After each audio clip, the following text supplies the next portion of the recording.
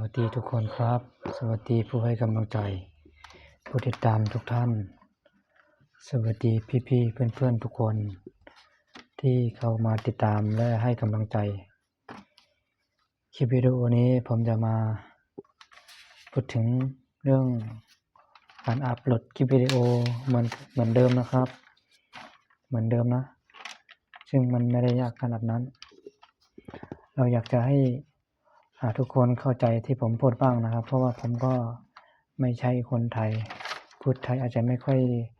ชัดสักเท่าไหร่เนาะพูดได้บ้างไม่ได้บ้างนะฮะก็ขอให้ฟังให้จบนะจบไม่จบไม่เป็นไรครับขอให้ฟังประมาณสัก10 วินาที20 วินาทีก็ได้ผมไม่ได้ถึงขนาดนั้นนะครับถ้าชอบฟังก็ฟังถ้าไม่ชอบฟังก็ไม่เป็นไรเดินผ่านได้เลยนะครับเดินผ่านได้ไม่เป็นไรคนที่ชอบฟังก็มีทั้งเยอะไม่ใช่เฉพาะคนอยากให้ทุกคนเข้าใจการที่เราอัปโหลดคลิปวิดีโอนี้ตอนนี้ก็มันใกล้2 ทุ่มแล้วนะฮะตอนนี้19:50 นาที20:50 นาทีนะครับใกล้ตรงนี้เวลาก็คนเราก็เริ่มจะง่วงหลับง่วงนอนกันแล้วช่วงนี้นะตอนนี้ในเวลานี้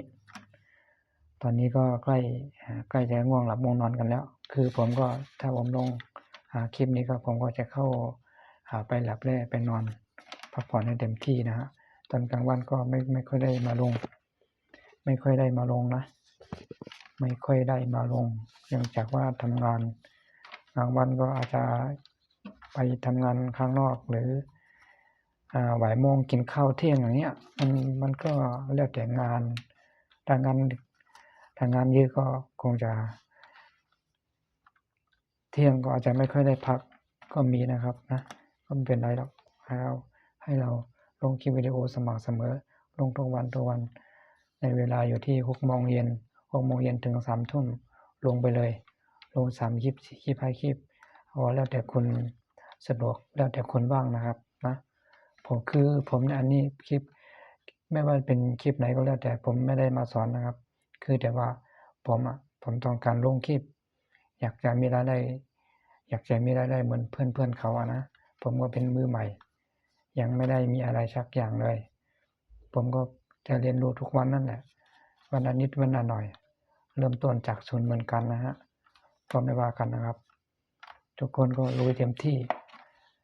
เอาเลยนะครับไม่ต้องรอใครแล้วเราไปก่อนดีกว่าเราไปก่อนได้ก่อนเรามาช้าก็ได้ช้าสวัสดีครับ